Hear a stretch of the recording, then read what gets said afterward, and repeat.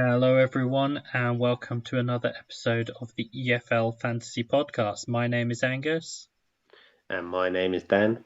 and as you can probably tell, there's only two of us this evening. Jamie is not able to make it for multiple reasons. I forget off the top of my head what they were, but there were reasons. So it'll just be the two of us. Because obviously we're recording Sunday night, we have to get it recorded tonight to get it out for you guys before the midweek game week. So no flexibility there, but happy and excited to get into it. Dan, how are you? I'm okay.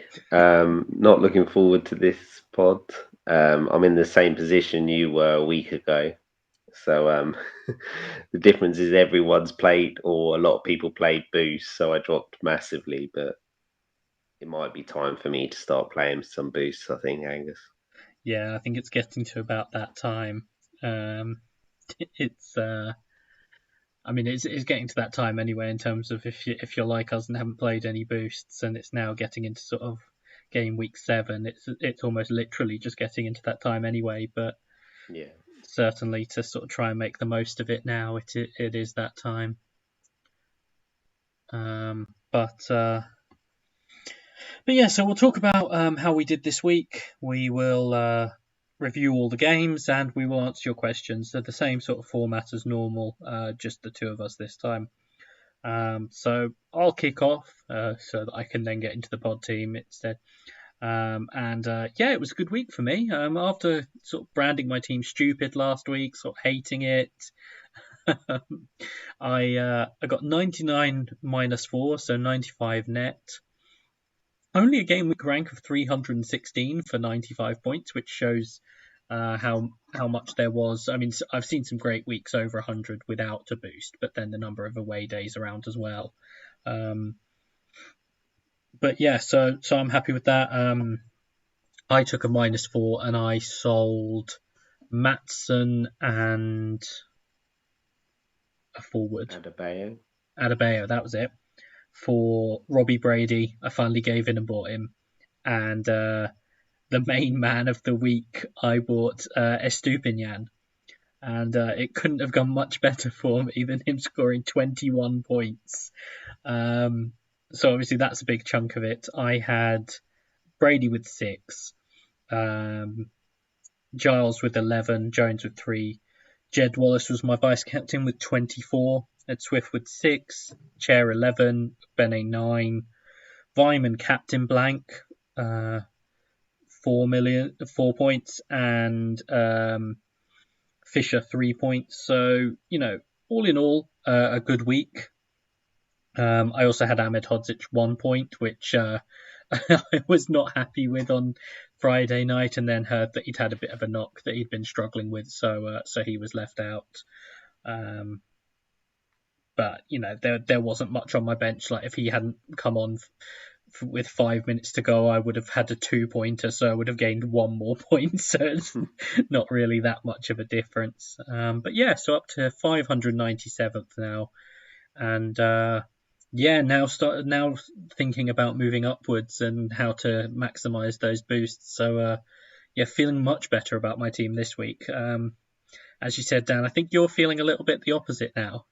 Oh yeah, terrible. I had first 3 game weeks were really good, and then basically the 50-50 moves have just gone against me. This week I've got 44 -4. I done Brady and Sinani in one of those I'm regretting already in Sinani, and I took out Till and Pritchard, who I think he got bonus for Sunderland, so weren't the best player to remove. That was planning towards an away days in 7. Not 100% if that's going to still be happening, but the people who did score some points, Fisher 3, Brady 6, Jones 3, Aaron 6, Swift 6, Sinani with 1, and Die with 1. Bene, highest scorer with 9. Captain Grant for 4, vice captain Vyman, and Parrot gets his 2 points every week. I broke the golden rule in fantasy, and that's benching James Bree, and he got 8 points. Plus, he conceded. Yeah. So, yeah. Yeah, I That think was he's one of not those good. ones, isn't he? It's like we say with like the Just don't Middlesbrough bench him. wing backs as well, where it's like don't bench them because particularly sort of the way they can get into the bonus as well, where it's just like Yeah. it's not worth it. But yeah, So to be yeah, I went down about 600 places to 892. So out of interest, Angus, how many points do you have in total? oh, that's a good Oh, question. you've Give just give me two sorry, seconds. I've logged out to log into the pod sorry, I team. should have asked that. Um, I've got 364, and I'm down at roughly about 900. yeah, and I'm on 380, and I'm at 597. Yeah, so There's it's quite big close, isn't jumps it? at the moment in terms of like you saw massive swings this week, and I think it is because those positions are still so condensed. Yeah. Um, but yeah, we'll round out talking about the pod team. Not a great week for the pod team. We got 60 -4. A lot of the same players we've discussed. We have Fisher in goal. We had a back four of Brady 6, Jones 3, Aaron 6, and Lowe 7. We had Swift 6, Chair 11, and Ogbene 9. We captained Grant, who scored 2, so 4. Vyman, who had a 2-pointer, was our vice captain, so that was 3, and Brereton Diaz with a 2, and we benched James Bree in the pod team as well. So I think we finished third this week. We lost out to both guys on Gaffr and the community team, so we'll obviously have to do something about that with our team next. Well, in midweek, it's very quick around the corner. But yeah, so we'll get into the games that contributed to some of these great or not so great scores. And the first one we've got is Wigan 1, Burnley 5. So Dan, kick us off on that one. Yeah, so an entertaining game. Key talking points for the lineups. Tilt was back for Wigan. They changed to a back three, and Lang and Keane played as strikers. So they played two up front, those two. Burnley, Vitinho came in at left back. Obviously, Madsen was suspended, and Goodmanson started on the right. Yeah, it was just another game all about Brownhill. Some of his finishings were really good, weren't they? We've seen already he scored a good goal against Luton. Just looks a cut above this level. He got 2 goals and an assist. So yeah, loads of points. I know a lot of people had him 6 million on their away days, and what I think he got 15 plus points. He So gets 20 points. oh, is it? Exactly. It's even worse than I thought. Yeah, 20 Um, points. yeah, so yeah, really good from Brownhill. Jay Rodriguez and Teller once again scoring goals. So it's just they're starting to click. I think Burnley. Um, I think the main question is, are you going to jump onto Brownhill, Angus? I know you've been a fan of him since the start and just not quite got him in. It's the same with me, really. Yeah, I've had it pointed out to me. I had a nasty habit of that last season as well, of tipping up guys, talking about how great they were, and not actually buying them. And for the moment, with the sort of strategy I'm looking at or potentially looking at, I'm not sure Brownhill will be a buy for me, but obviously he's a great option for people. Yeah, It just might not quite fit for me yet, but there's no arguing with what he's doing. Beyond the 20 points he's got this weekend, he's been doing well, and even when he hasn't necessarily got the points, he's been sort of in and around it. So yeah, there's certainly no arguing with him. The other ones you mentioned, like Teller and Rodriguez, I think are putting their hands up as potential picks at this point as well. Yeah, they do have a couple of trickier games, don't they, coming up? Burnley, I think. Yeah, I think they've got one more like They better got game, and Millwall. then they play West Brom and Norwich. Yeah, so it might be I've missed the boat at the minute. I might just have to hope they don't carry on scoring and get on them afterwards. But what do you think about Vitinho? Because obviously he's come in for Madsen. You mentioned last week you were worried Madsen wouldn't come straight back in, and it sounds like he's done quite well playing left back.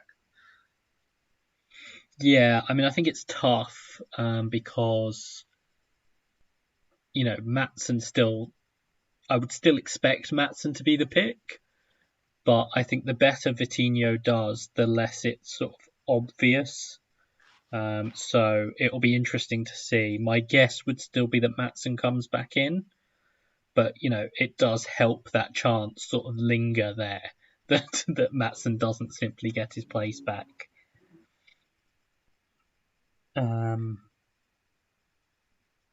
One other thing I wanted to raise about Burnley, which obviously played into the goal that they did concede. It feels like 2 or 3 games now that Muric has been a bit of an issue. I don't think it's a coincidence they brought in another goalkeeper this week, but yeah, I know it's a bit difficult when you're a bit more difficult when you're asking a goalkeeper to play out from the back and sweep up and everything. That it creates a situation where errors are more possible, but it still wasn't great from him. And it was how rashly he came out, and then I also thought he probably could have done better with the penalty, but Oh yeah, it went underneath him, didn't it sort of clipped his legs it? on the Clipped him, way yeah. in, and it's sort of like it's not great. But I'm not sure there are many people on him, but I also think that a change there might be slightly better for those on Burnley defenders. So those who are on the likes of Roberts, I've seen a few on Harwood Bellis as well. That could be helpful to them. Wigan, much to say off the back of this? I think it's the first time that I've been a bit worried about Wigan. Um, they've come up and I don't think they'd lost the game, had they? I think they've won one and drawn three before Something that like that. game. Well, they changed to the three at the back and it didn't seem to quite work. They just got in down the sides quite a bit. So I'm guessing they've got West Brom next. And if they carry on playing three at the back with Jed Wallace just pinging in balls, that it's not ideal. So I think I'd go back to four at the back if I was them. Yeah, but we'll move on from that. There's no sort of forcing the conversation about them. And the next game we've got is Hull 3, Coventry 2. So I'll kick us off on this one. So in terms of the team news, I think it was Woods and Colville came in for Tufan and Williams. I think they were both injury enforced. And for Coventry, obviously it was all a bit sort of new given how long it had been since they played, but Hyam was left out because a bid had been accepted from Blackburn. Obviously, we're recording on Friday night. He's signed this evening for Blackburn, so that could be a little bit of a loss for them. But in terms of the game, like obviously I've mentioned the Estupinian buying him this week and how well that went. I did sort of. There were a few people talking about how sort of lucky he was. There's a bit of luck involved, but I do think I go back to what I said last week about how he clearly has a knack for being in the right area to score goals. and I think that's the really encouraging thing with him. I mean, he scored his goals this week from a combined about 12 yards, but the first one, I think he was just it was one of those where he really was just in the right place. Coyle drove it across. I think it might have taken a slight deflection, and he adjusted his body and then to just head it in.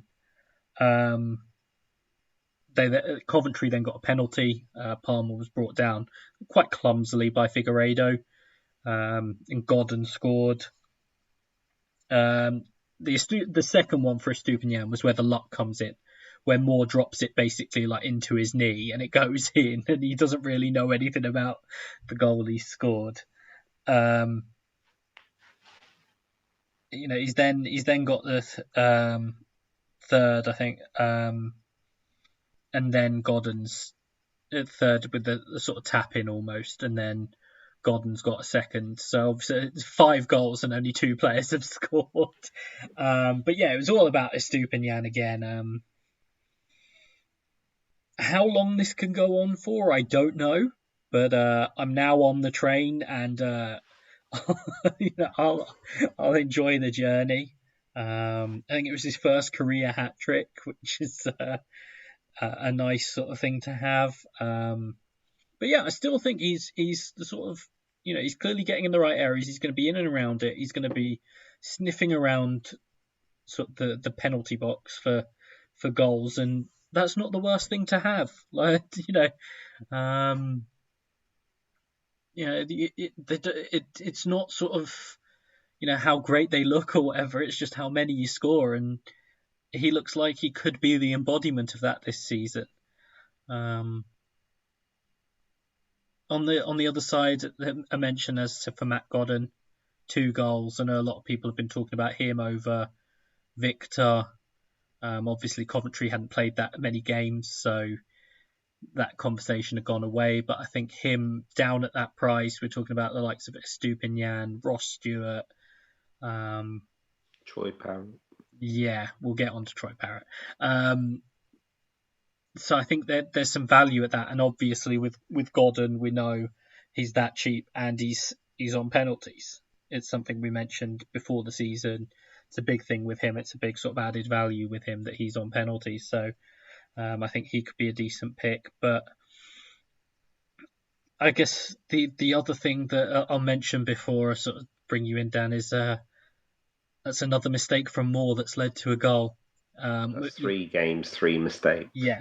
And so that's a problem. That's a problem for them. And they're different mistakes he's making, which is even worse. They're different sorts of mistakes he's making. So a goalkeeper change might be coming at some point with Coventry. I think Robbins' patience will be tested there. But yeah, I don't know what else you wanted to add, Dan.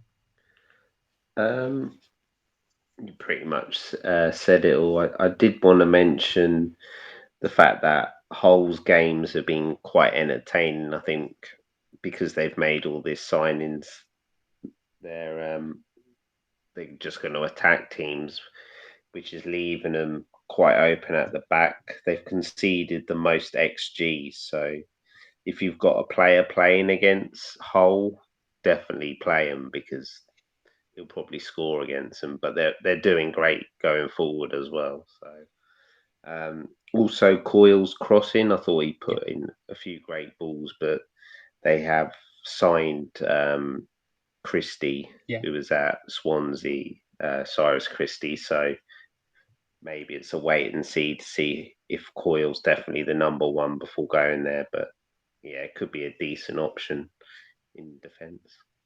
Yeah, definitely. He won't keep clean sheets.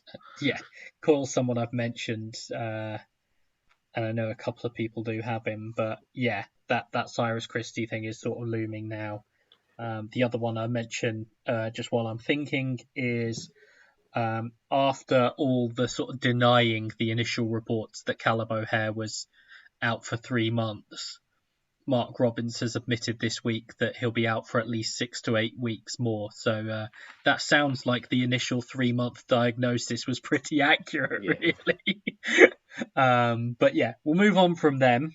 Um, I'm sensing Estupinian might come up in the questions anyway, so I'd be happy to discuss him a bit more. But the next game we've got is Blackpool 3, Bristol City 3. So Dan, kick us off on this one. Yeah, so lineups. Medine came back in for Blackpool. Bristol City Vyman did start. There was a bit of doubt, although it seemed like he was always going to start, or about 90% he was going to start. And Semenyo was on the bench again.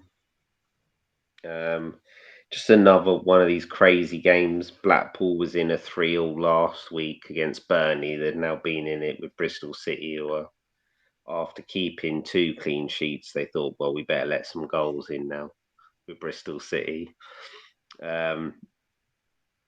Once again, Conway and Bowler scoring goals for either side.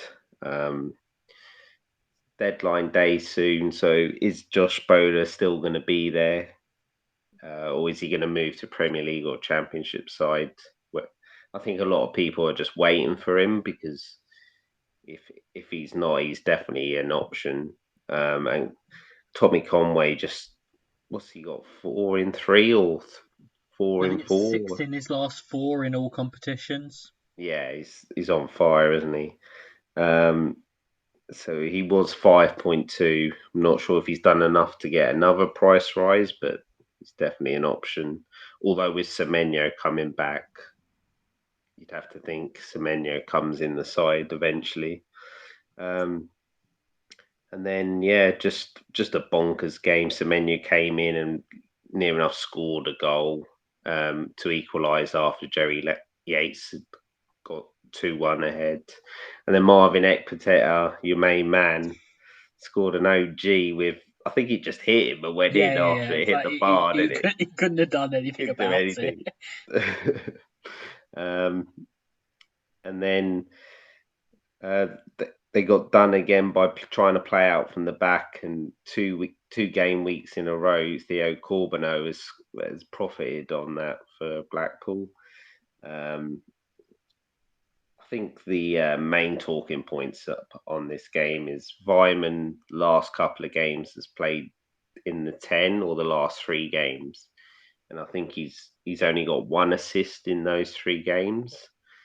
And there's a lot of strikers putting up numbers or goals, so it's just whether you thought about getting rid of Vyman, Angus. Um, Considered it. The counterpoint at the moment is they do play Huddersfield the next game, who have shipped a number of goals, so probably Yeah, hold him for at least that one. But obviously, I captained him this week. I might sort of get to be at the point where I'm sort of at least moving the armband off him, even if I don't sort of sell. That's probably where I'm at with him at this point. yeah. Yeah, it's just one of those. It, I've got some other issues in my side rather than getting rid of Vyman at the minute, I think. Yeah, I also want to see how it shakes out in terms of as Semenyo gets more minutes and eventually comes into the starting lineup, what they do with that front three, how it sort of shapes up. Yeah, Um, Particularly, sort of give it another game.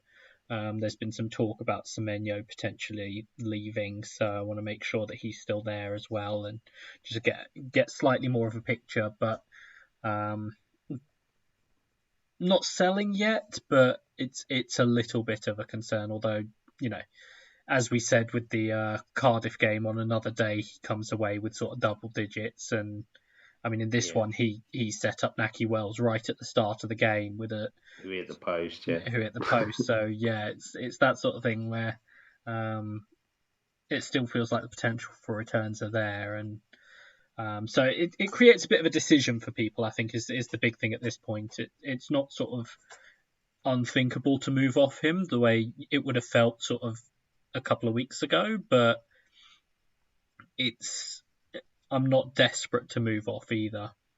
yeah. Um, yeah, in terms of the other assets, Conway, great. Scott got an assist as well. Defense might be a little bit of a concern for those on the likes of Naismith, but it's how much do you balance the fact they kept 2 clean sheets previously with the fact that they've then shipped 3 here. So again, I wouldn't be rushing to anything. And on the flip side with Blackpool, outside of Bowler, I'm not sure there's anyone we're really looking at, is there? No.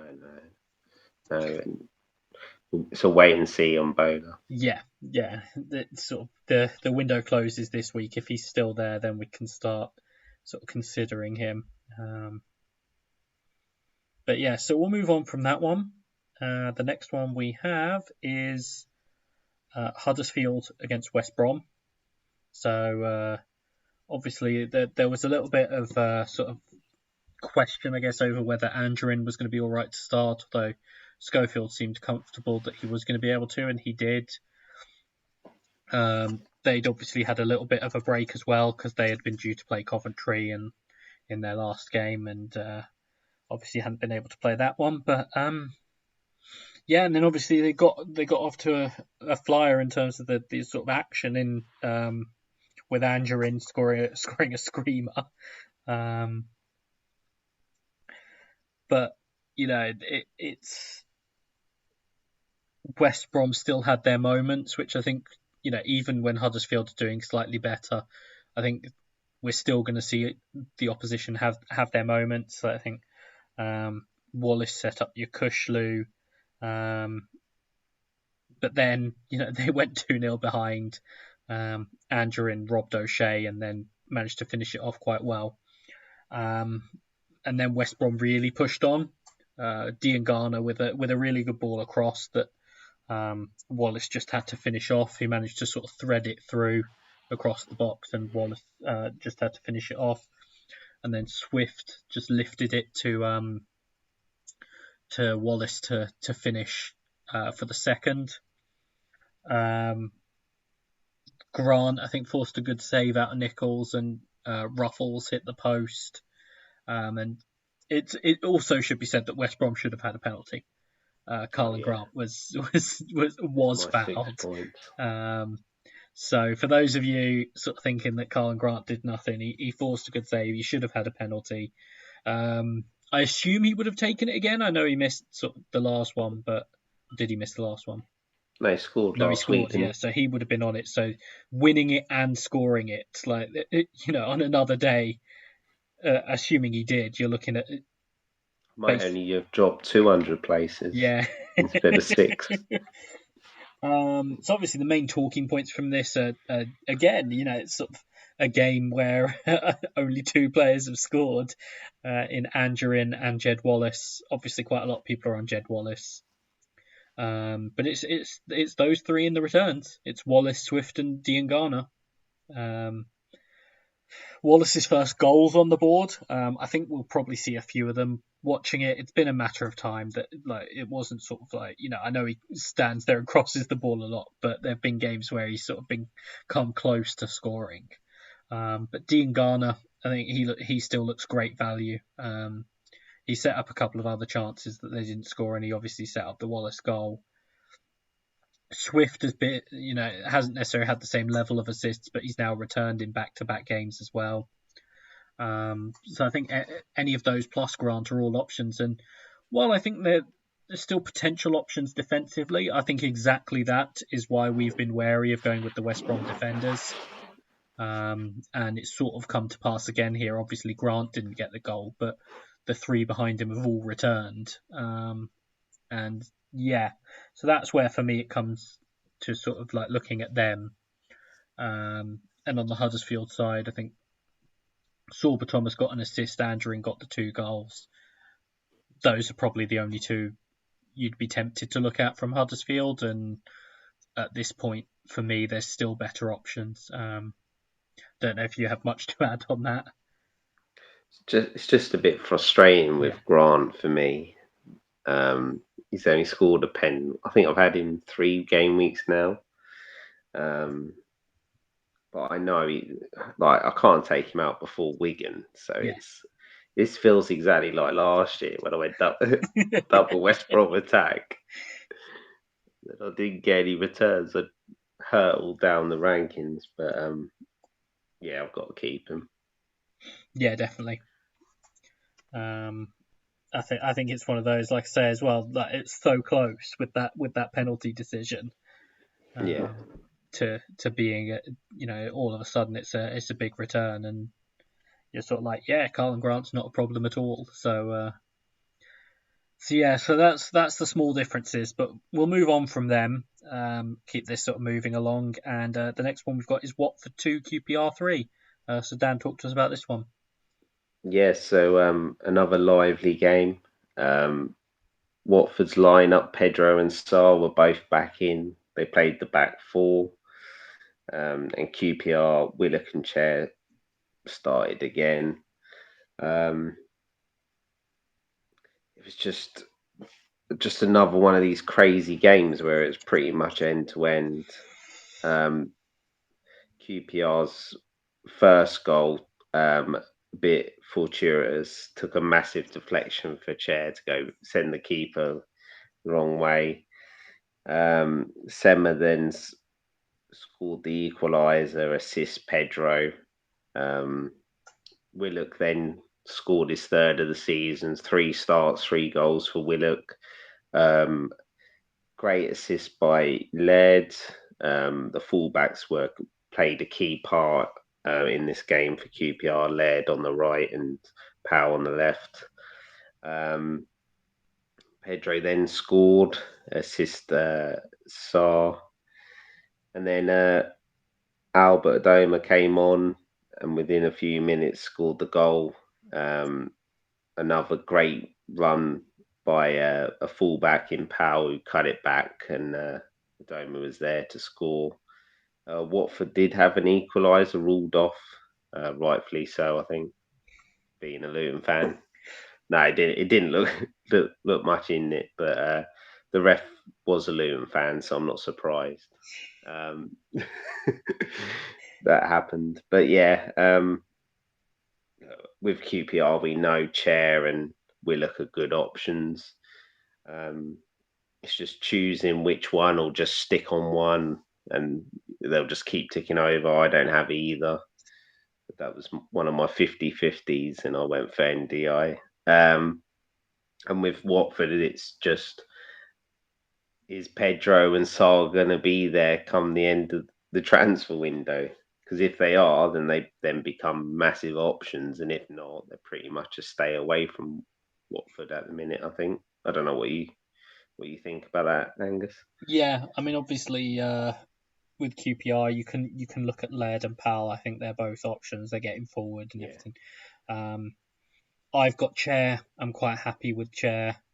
I think there is an option to do what I've done, for example, with Wallace and Swift, and just go with both. I've seen a couple of people on that. It's a risk, particularly with Willock at this point. I'd maybe want 1 or 2 more games from him, but it's certainly an option to punt, particularly if you don't want to make the decision. Yeah, I mean, at least we've got 1 more game week before the window closes in terms of the Pedro and Sarr thing. It seems like the Pedro move has fallen through, at least to Newcastle. It sounds like Watford were trying to renegotiate the deal after Everton came in for him as well, which Newcastle weren't thrilled about, rightly so. So I think that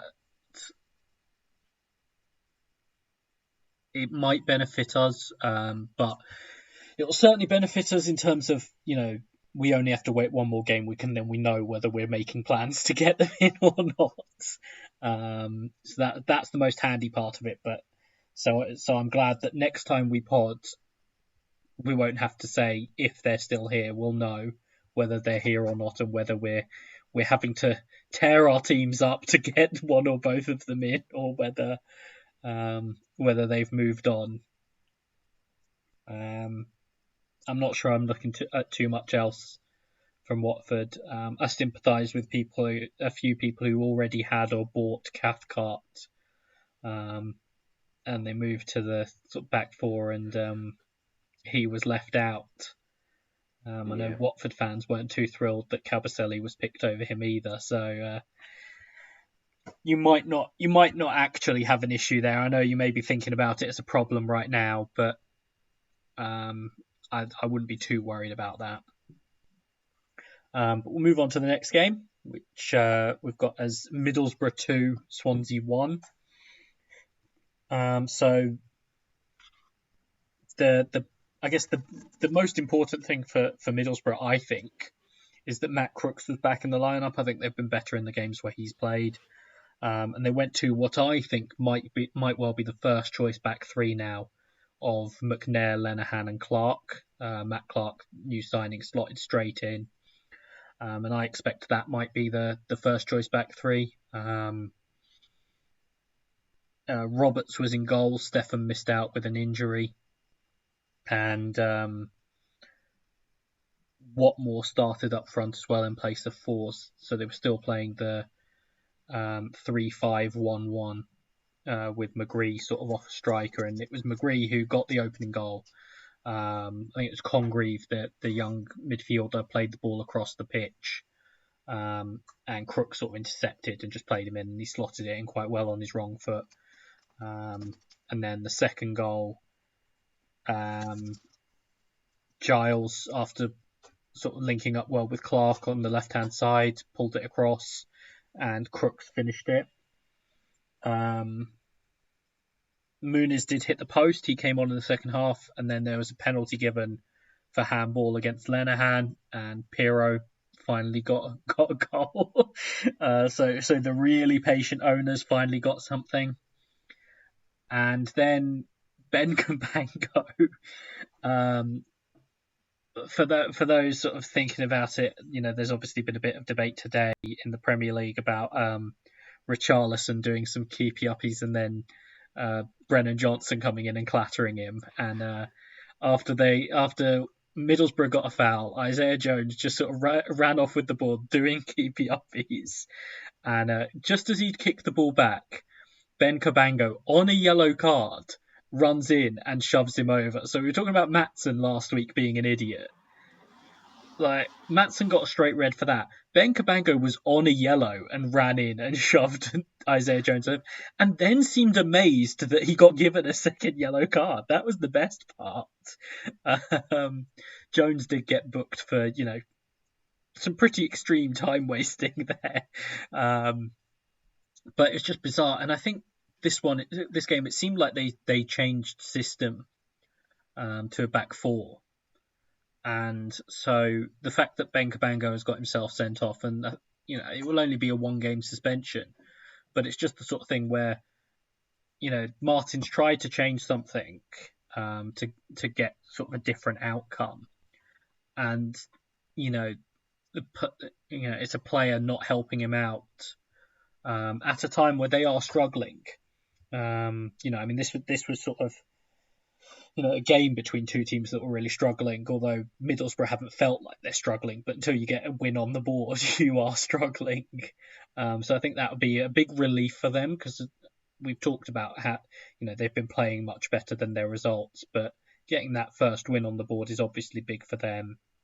In terms of Gaffr, Jones obviously ended up with nothing, but Giles has got the assist, along with the sort of half clean sheet for both of them. Crooks comes back into the team, goal and assist. I think they'll probably be better defensively for those looking at the wing backs with this setup. So that'll probably be handy for people looking to go with them. And the attackers are a problem, because I do think there'll be times where Muniz plays. Watmore will play. Hoppy will come into the team. They've spent like £3 million on him, or £3 million on him, or whatever. He will play games. Fours will play. So I think that's tough to go with any of the attackers at this point until something really shakes out. Like, if Muniz gets a run of games and it's clear he's going to play, then I think we're probably going to want him. But until then, I think you're mostly looking defensively if you're looking at Middlesbrough. I don't know what you think about them, and then we'll talk about Swansea, Dan. But on Middlesbrough, what do you think? Yeah, I think all along we said Giles and Jones are their best players, best assets for Gaffr. Uh, Having only Jones, it finally went against me with Giles getting the return. And Crooks, I've said it for a few weeks. I'd just play Crooks up front in Yeah, I this think team. he Wouldn't have a helps them problem. massively in midfield. That's the Yeah, one I know he drawback. does. I think otherwise they might, but he gives Yeah, them something else in midfield, which I think I think helps. I think he's an option. 6'5". It's not terrible. You don't have to play him every week. Yeah, it's just the bookings, isn't it? Yeah, Because as soon as he gets booked, it just affects his bonus massively. yeah, But yeah, there's worse options. Like he's probably the best option after the wing backs, I'd say at the minute. yeah. And Swansea, another defeat. I think they're going down.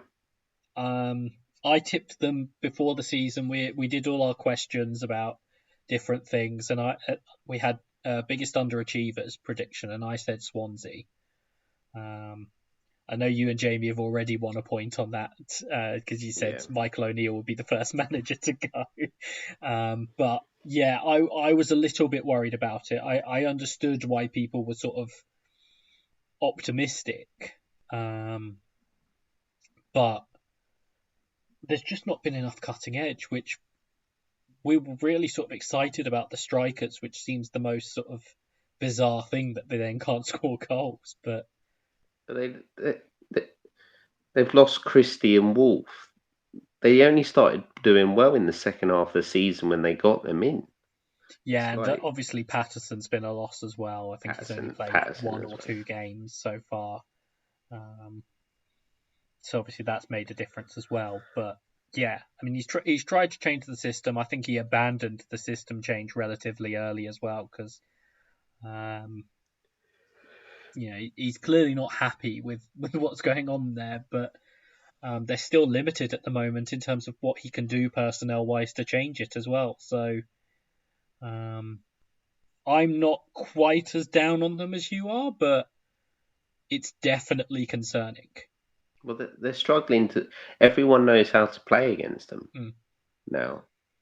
They just sit back, wait until Swansea make a mistake and hit them on the counter, yeah, or score from a set piece. yeah. I It's think it's going to be a case of do they sort of mix it up. You don't have to abandon the possession style completely, but do you occasionally go more direct, try and hit someone like Piero and play off him, yeah. something like that. Um, Uh, you, my guess is no, having seen Martin yeah, at MK and now at Swansea. So 75% possession and lose. yeah, I don't think it was that in this game, but just sort of in terms of stylistically, that's sort of what it feels it like. was against Luton. Yeah, They did have 75% against Luton. yeah. So I'm somehow still on two Swansea players, and I don't think I'm selling either, which is I've got Fisher, but it's only because I don't want to get the seller goalie. I yeah, even hoped Bazanis would yeah. play in I goal for, started him even though I but did I? basically knew he wasn't going to play. I started him in the hopes, but yeah, I don't like making goalie transfers, so I might be stuck with Fisher a bit longer. I've got Obafemi, and each week things keep happening that mean that he sticks in my team. um, so I'm sure this will happen all season, and we'll get to like game week 44, and I'll finally be able to sell him. But for the moment, I'm stuck with him. Um, yeah, it's not great. If you are not like me and have the luxury of being able to move any Swansea strikers you still have at this point, I would be looking to move them. Yes, Uh, so would I. but we shall move on to our next game before I get too sort of down about my team after a good week. Obafemi's on my bench, so I don't have to think about him. And the Yeah, next game we've got is Luton 1, Sheffield United 1, the Friday night game. Dan, talk yeah, to us about this one. yeah. So under the lights at Kenny, Luton one change. Morris came in for Musgrave after scoring against Swansea, and for Sheffield United, um, NDI came in after scoring 2 goals. And the big news was Ahmed Hodvich. Hodvich. Yeah, I'm getting closer. Um, he was on the bench. A lot of people had him. I know you did, Angus. You weren't very happy when it was announced. Um, and Luton started the game really well. Morris getting his second goal of the season, Bell assist, and to be honest, I thought we were the better team for most of the game against Sheffield United, apart from 10 minutes where they scored. Ollie McBurney, good finish. Egan assist. We probably had the better chances to win it, but I'm not going to moan. Like I said, this was back to what we were like last year. It's taken us a bit longer than probably thought it would, but the last 2 games have been a lot better. Um, Obviously, I bench Bree, which is just terrible. Just got 4 points bonus. I think the interesting thing is for Luton. I know you got rid of Adebayo, but it'll be interesting to see if Morris gets regular starts alongside Adebayo. Cornick's out injured at the minute, and I think that, to be honest, I think they're just going to rotate Morris and Cornick. Um, Adebayo looks like he's still number one choice, even though it's not really his overall play's okay, but it's just not falling for him, um, like goal scoring wise. Sheffield United, I thought Lowe looked good, left wing back. Sander Berger was deeper. I've seen him a few times live now. He's never really done it. I don't know what all the fuss is about. Alan Campbell's a lot better than him.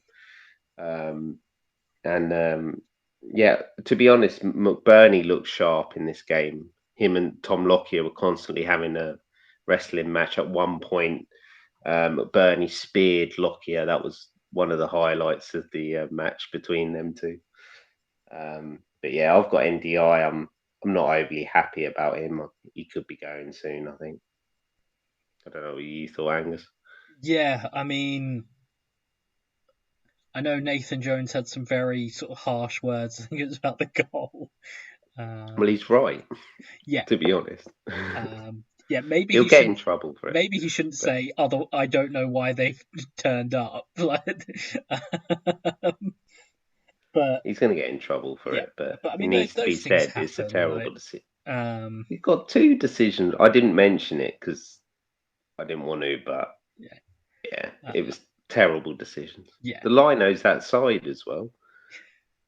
yeah. I mean, the linesman. It's sort of, it's really sort of.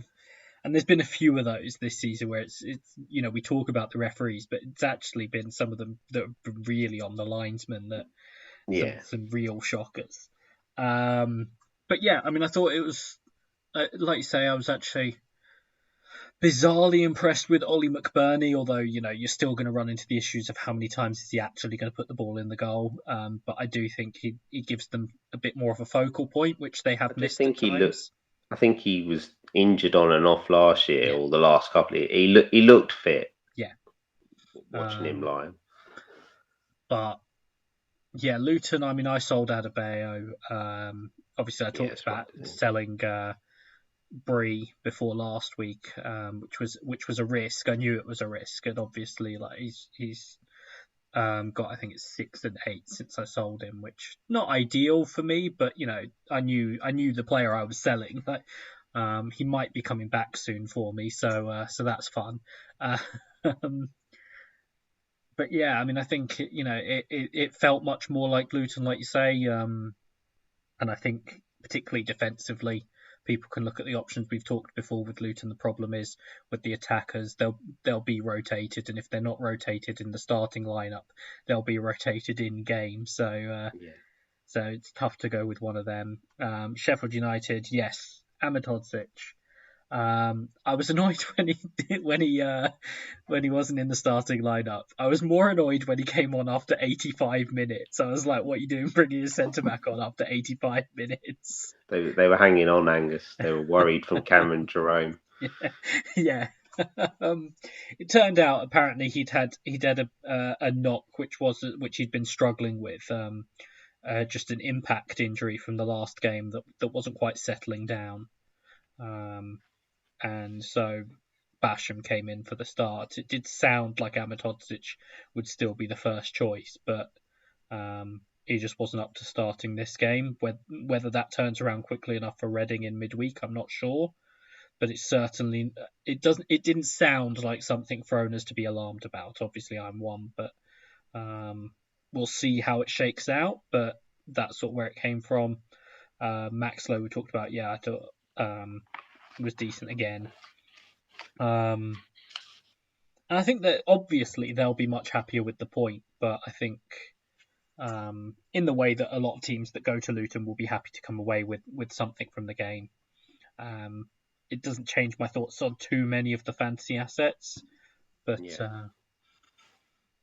the other thing to say is Berger might be playing deeper for a while now because John Fleck has got a fractured, I think it's a leg fracture, so he'll be out for a while. So that might require Berger to play deeper, even though we've talked about it being the potential plan. It might be a necessity now. But we'll move on to the next game, which was Sunderland nil, Norwich 1, the Saturday lunchtime kickoff. Very enjoyable game. I thought Sunderland were impressive the way they took the game to Norwich. In terms of the team news, they changed up the midfield. They brought in Neil and Evans. Norwich were unchanged, so Pukki was still on the bench. Rashica dropped out of the 18 altogether. That was the other interesting note. But yeah, I thought it's quite funny because if you watch the highlights, it looked like Sargent was really involved. Apart from the couple of shots they showed, he did almost nothing in the game. So I was really underwhelmed with him, particularly when he was leading the line. And I think, obviously Sunderland had their chances as well. I think Sunderland, I'm not sure how they came out of this game without scoring. Hit the woodwork multiple times. I thought the front two looked really good again. Sims and Stewart and Pritchard in behind them. I think that's a setup that, I don't know who the new manager will be. The sign seems to be pointing towards Tony Mowbray.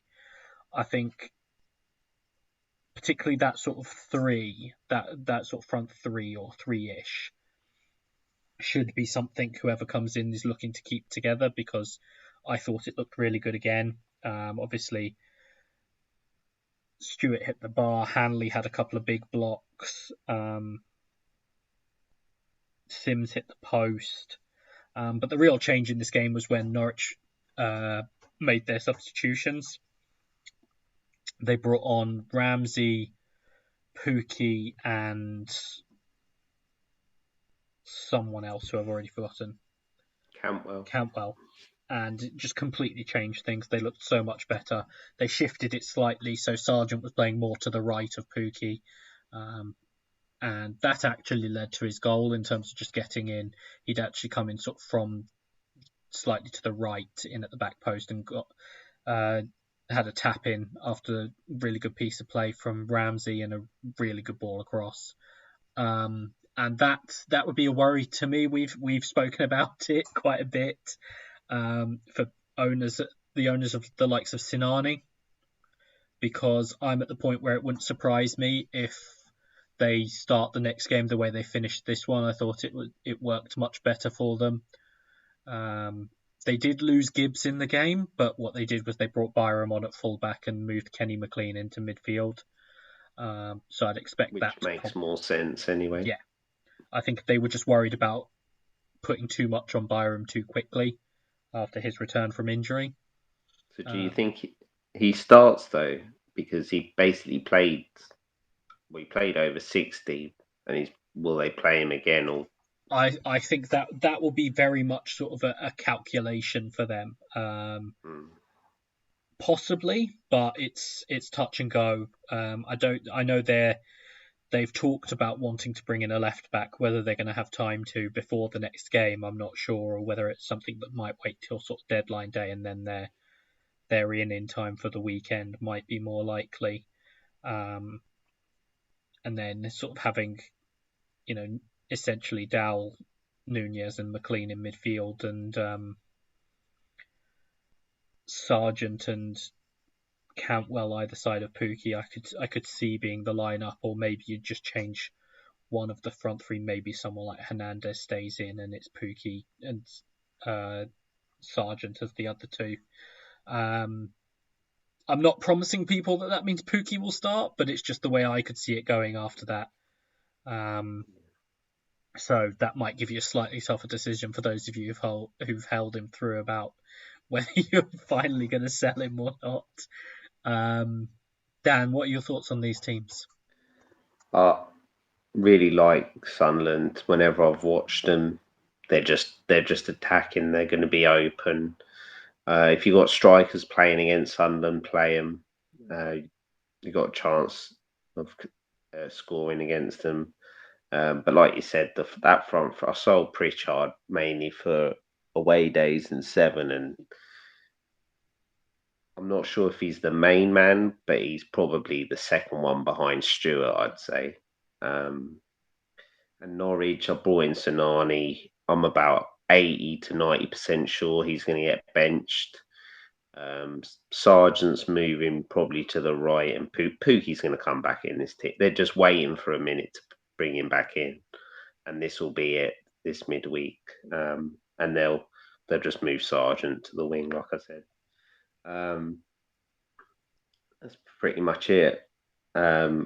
Stewart's a good option. Pritchard, 6 key passes. We should probably mention that they've lost the manager. Yes, I know I sort of said whoever comes in, but I didn't actually sort of say that, Alex Neil has gone. He's been confirmed today as the Stoke manager. Obviously, he was in the stands for the Stoke game at the weekend, but yeah, I think that's where it's tough. I think, to be honest, you're safest if you've got Stewart. You're probably safe if you've got Pritchard as well. It sounds a bit iffy about in terms of whether there's going to be a new manager in place for midweek. But we'll see. Tony Mowbray seems to be the most commonly mentioned name, which I'm not sure on.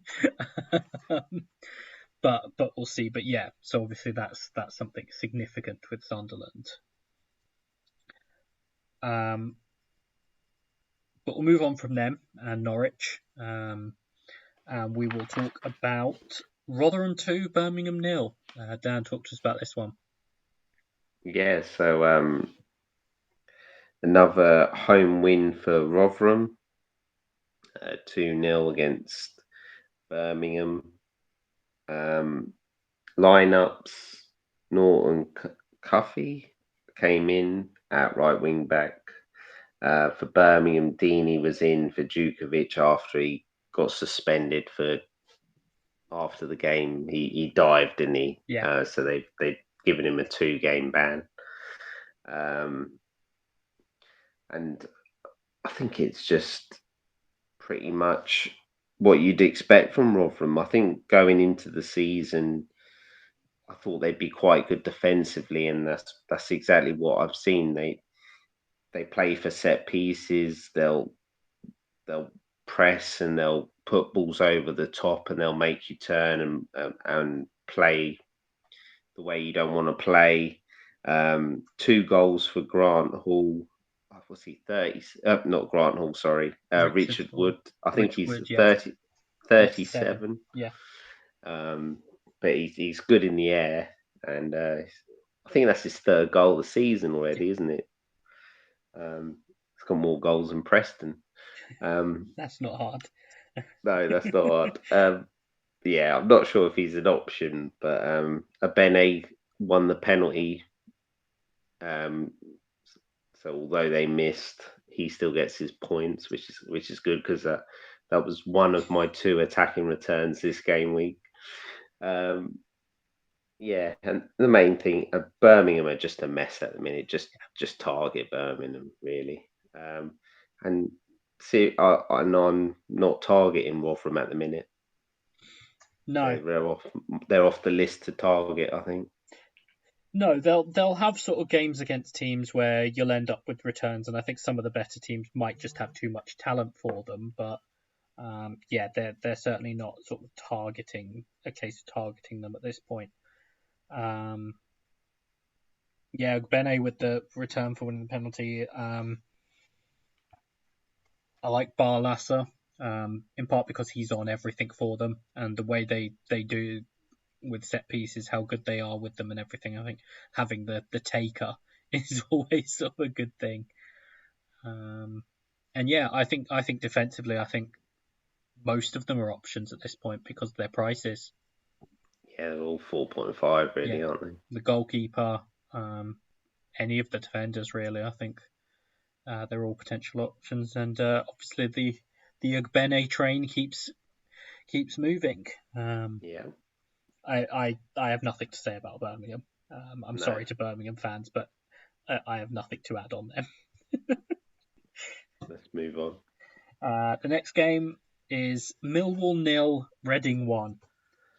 So obviously the main sort of headline for us was Lumley did come back into the team, Clean and sheet. they were finally able to register Naby Sarr. It's been sort of a game upon game sort of saga of were they going to be able to register Naby Sarr yet. George Puskas, they finally got rid of him, which freed up a spot to register Naby Sarr.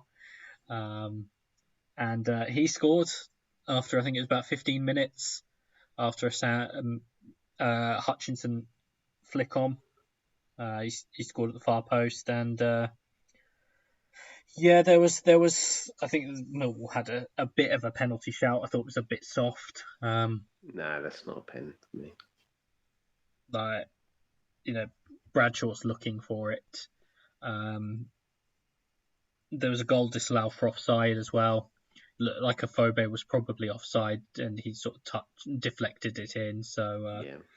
and then McNamara cross hit the post. There was also a chance earlier for Hendrick, where he's set up 1-on-1, and his finish was a bit pathetic, really. It was under hit straight at the goalkeeper. Like, couldn't have been much worse, really. But yeah, so Reading got the win on the board, top of the league. I'm not sure how that's happened, but they are top of the league. Aside from sort of the goalkeeper position, which so many people are on at this point, we've talked about Tomic, although he didn't really do anything this week. Is there anywhere? Well, both of these teams. Is there anywhere else you'd be looking at, really? So for Reading, maybe defensively, I know they had that terrible game against Rotherham, but apart from that, they've not been conceding a lot of big chances. I know they're basically playing five at the back. Um, problem is that there's just so many good defenders Yeah, at the top prices. Like you don't even need at the minute. You don't even need like a 4.5 from a lower down team, yeah, really, like Reading. Not saying that they are low down the top. I meant like cheaper prices. yes, yeah, Um, Millwall, I'm starting to get worried about Millwall. They've conceded 13 big chances in 5 games. I think before today they'd conceded 2 goals in every game. For a team that's renowned for being good defensively, I don't think they are at the minute. I don't know what you think about that, Angus. I'm really annoyed at Millwall because they were. I mean, I talked before the season about how they're going to go under the radar in Gaffr, and then they're going to be great, and like they were my dark horse pick to finish in the playoffs, and I've talked about some of my good predictions at the moment. That's looking like a terrible pick.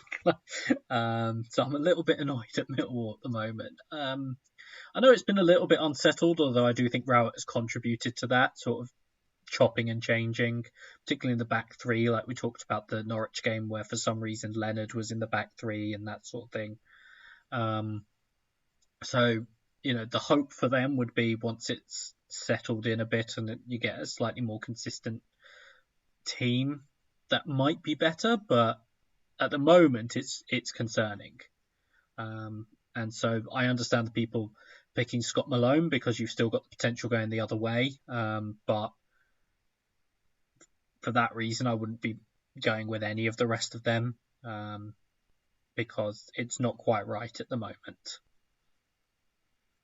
Yeah, I agree. But we'll move on from them. And the next game we've got is Blackburn nil, Stoke 1. So Dan, talk to us about this one. Yeah, so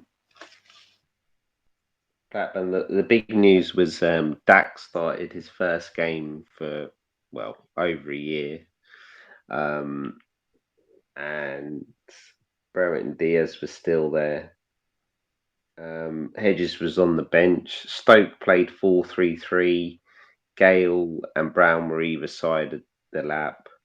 It was like O'Neill was still there because they changed the goalie. Bursick was dropped and Bonham came in. There's a guy, I don't know if you've seen him, Angus. He's got an all Irish side. Yeah. And there's no Irish playing goalies apart from, I think it was Bonham and O'Leary from Bristol City. So he's been playing 10 men every week. So he was really happy that Bonham started.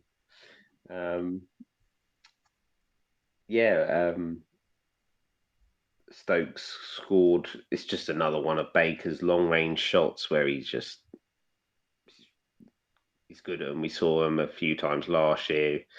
This is his second long range shot this season. He scored, but to be honest, I'm not looking at either side at the minute. I am interested to see what Neil will do for Stoke because he's done a good job pretty much wherever he went, where he's been. I know he went a bit stale at Preston, but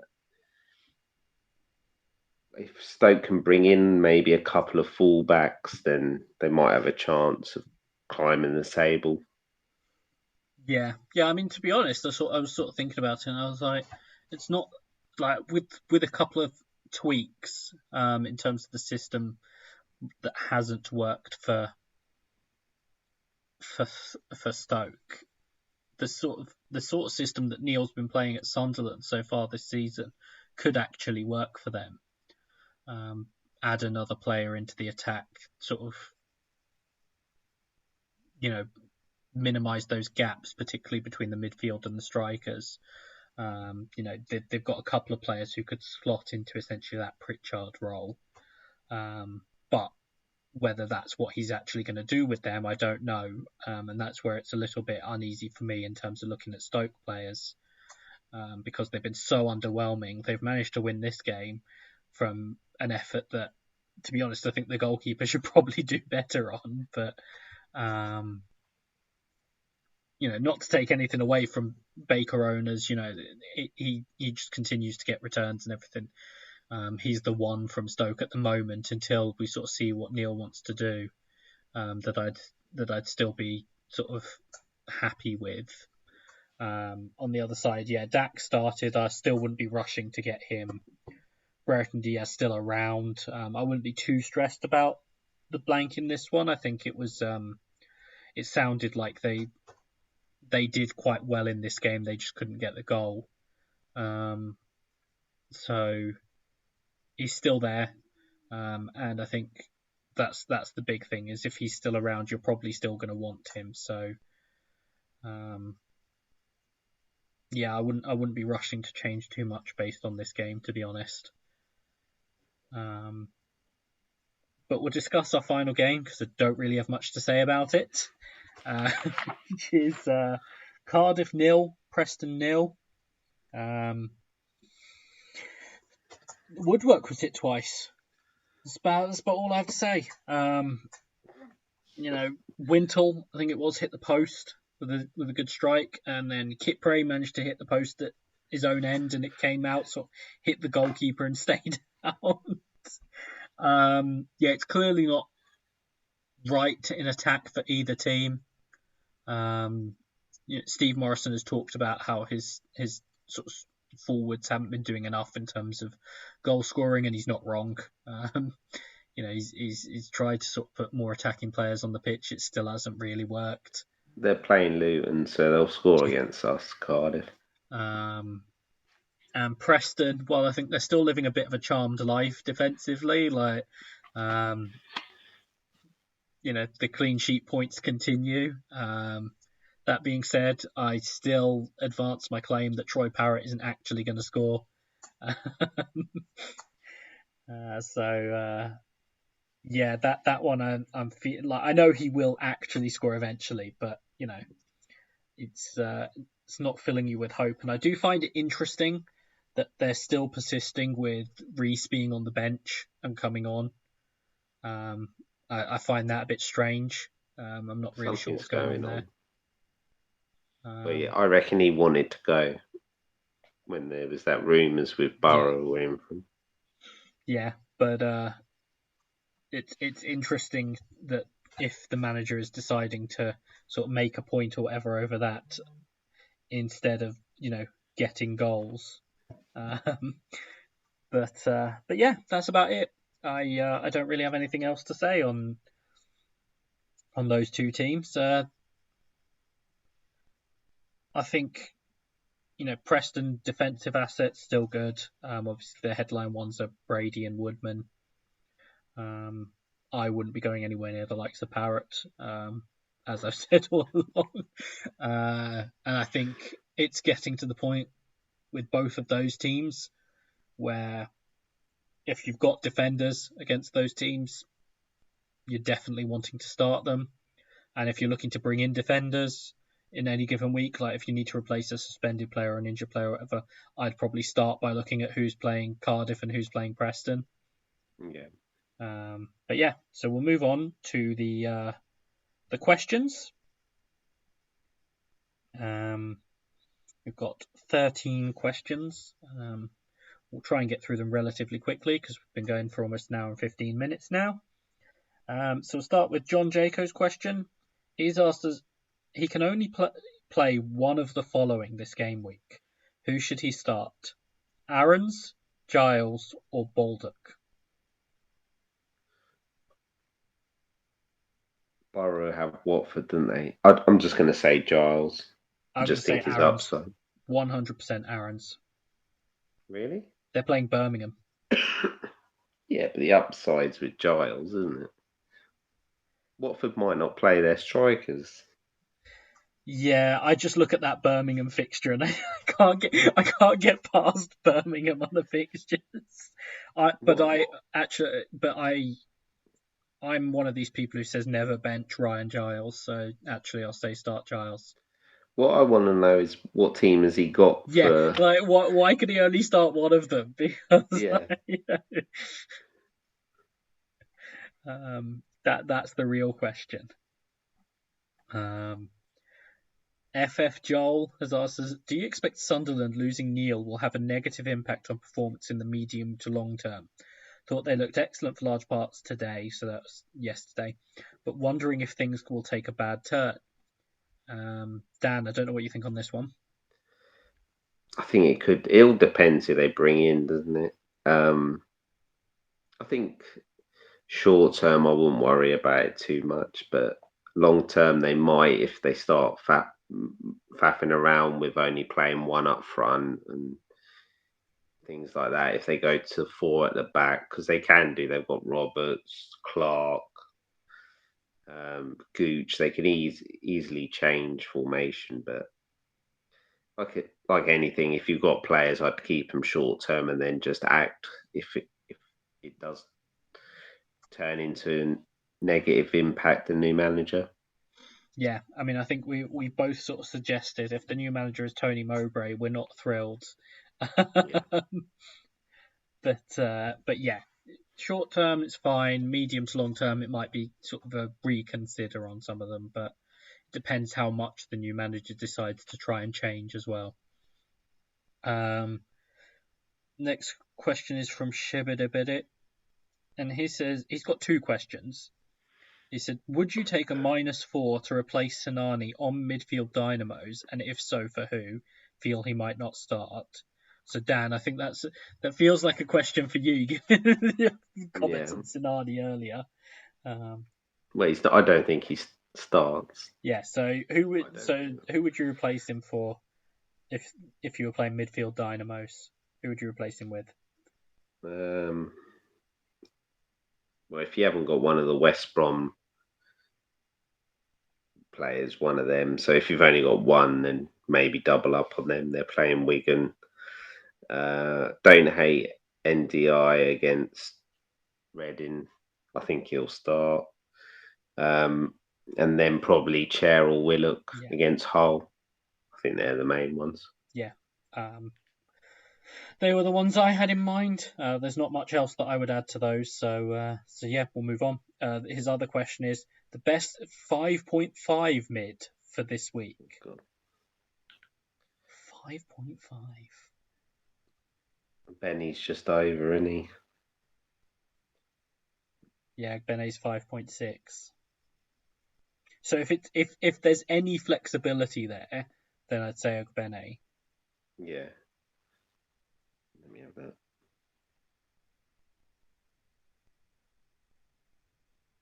If not, if it has to be 5.5, I'm probably just going to say Barlasser. Yeah, he's probably up there, isn't he? Because if you're limiting yourself to that, it's not amazing what you can get, particularly with the guys that have risen in price. Campbell from Luton's getting a bit more forward this year. Yeah. I mean, we've managed to bench a couple of great returns from him in the pod team. So, yeah. And he's one of the Luton players that will start. Yeah, he's pretty much nailed Campbell. So if that's what you need, then that might be an option. Joe Amrabatman has asked us who's the priority player to transfer in, Brownhill or Estupinian? Estupinian. I think it's probably the fixtures. Yeah, I think Brownhill in part it's that sort of looking 8 and 9 where they play West Brom away and Norwich at home, where I worry a bit more about do you need to get him in with those fixtures coming up? So yeah, I think Estupinian is the way to go. FPL Renarid 9. He's asked, did Jamie get a duck today? I don't know, and I was going to ask him actually for the purposes of the pod, and I didn't. So don't know. He's also said, and is a Preston season ticket value for money? To be fair, I saw a great Preston goal when they played Luton and beat us 1-0. Brad Potts. Yeah, it's literally the only goal in a Preston game this season.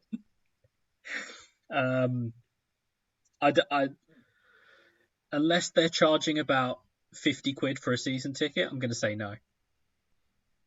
You know they're going to hammer someone like 4-5-0 soon. Yeah, when they bench Troy Parrot. Oh, no.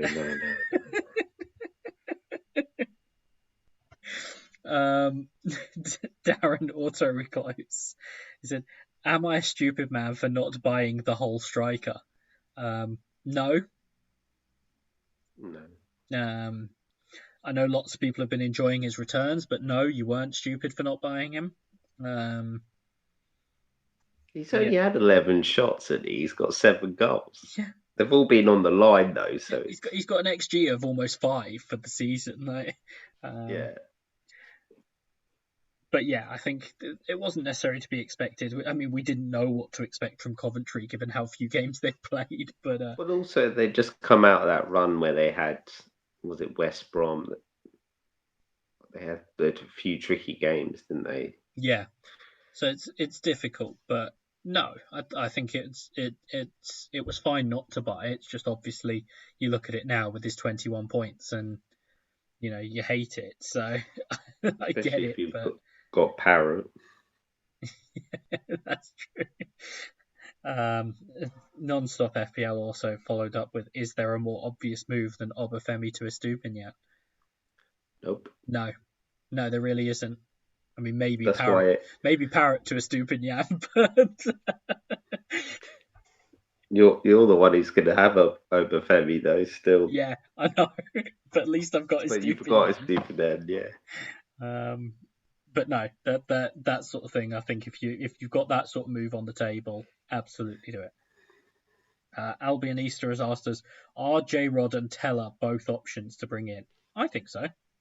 Yeah, I think Jay Rodriguez is. Like I said, it's just the fixtures now. I think Yeah. you've probably missed the window. A couple of weeks was the probably right point. Yeah, you might have to wait a couple more weeks, obviously because of that. But if you're happy to sort of ride out those 2 games on the chance you might be able to nick something, then yeah, go It might for it. it might suit them as well because Yeah, a lot of teams are just sitting back against yeah. Burnley now. Um, Forever QPR is us as the end station for the horrible Ugbene train. Um, I don't want to entertain the idea that there is one. So It's when he stops when he after he's played the Coventry double. That's when you yeah, get off him. whenever the Coventry double is, it will last until then, and then it will be over. Pepsi Max has asked us bench Ogbene or Ndi. I'm gonna say that's tricky. I'm gonna say NDI. I think. I'm gonna say Ogbene, in part because I'm really not sure what to expect from Sunderland and the uncertainty sort of, you know, it throws me off a little bit. So I'd say bench Ogbene, but So we've helped him out there. yeah. Angus is higher, so just go with what he's saying at the minute. Yeah. Brian Mzobe has asked us, is it time to get rid of Barrett and Diaz? I I don't think think so. you might not have a choice soon if Yeah, he gets sold. yeah. I mean, there's obviously the window closes on Thursday, but Blackpool, Bristol City, Wigan next 3. Yeah, I don't think it's time yet. no, it's not. No. If he's still there, then obviously it's those 3, and then maybe you're looking to sell. They then go into Watford, Luton, Millwall. That might be where you look to sell and move it around. But for now, I don't think you can sell him unless something comes out that indicates that he's going to leave. Mozala has asked us which midfielders and which week to target for the midfield boost chip. West Brom guys, Yeah, QPR. QPR guys,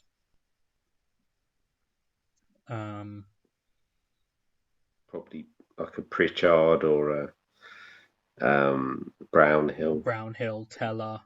So I think really you're looking at like Burnley, QPR, and West Brom.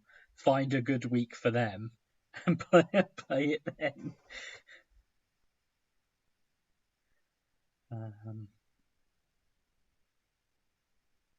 The answer might be game week 12. 12. Burnley play Cardiff. QPR play Bristol City. You've got the added bonus of Rotherham against Wigan. Sheffield United against Birmingham if you want one of their players, and West Brom play Swansea. Yeah. Something like that. But yeah, you just 2 or 3 of those teams, you find a good week for them, and that's probably the best week to play it. FPL Manual has asked us about Sargent as Weiman's replacement. I don't like this. I think it was all right when he was playing up front, but I'm convinced Smith was just looking for any reason to get Pookie back in the team, and that'll be midweek. So Sargent is on the right. Like he can still score. Like I'm not saying he can't, but yeah. I mean, it's also like I said, Bristol City play Huddersfield this week. I'm still not convinced about them defensively, so I wouldn't be rushing to get rid of Weimann, but I do understand it. And Sargent is scoring goals, so that makes him a decent pick, particularly compared to some of the other forwards in the game. So yeah, that's all the questions. Hope you've enjoyed it. Hope it's helped with any sort of dilemmas you've got with your team. If not, you can tweet at us. We'll try and answer some of your questions. I don't know. Are we doing the spaces this week? Yeah, probably can do Thursday. Yeah. So keep your eyes peeled, but we may well be doing the spaces on Thursday night. Especially as we've had a double, although transfer window day as well that day, isn't it? That'll be interesting. Yeah. So we can all be on the spaces together with Sky Sports News on, seeing if anything's happening in the transfer window. It'll be great. Peter Odemwingie goes to. Who's going to be this year's Peter Odemwingie? That's the real question. I reckon it's going to be Sarr. I reckon he's going to be Ishmael Sarr parks up in Croydon. Yeah. Outside Selhurst Park. Well, in Selhurst. Outside Selhurst Park. Yeah, says he's not moving until they sign him. Yeah. I wouldn't want to be parked there for too long, but that's where I'll turn up. But yeah. So we'll be back with the spaces on Thursday, ahead of the game week. So that'll be between game week 7 and game week 8. So yeah, so that's all from us, and good luck. Goodbye. Goodbye.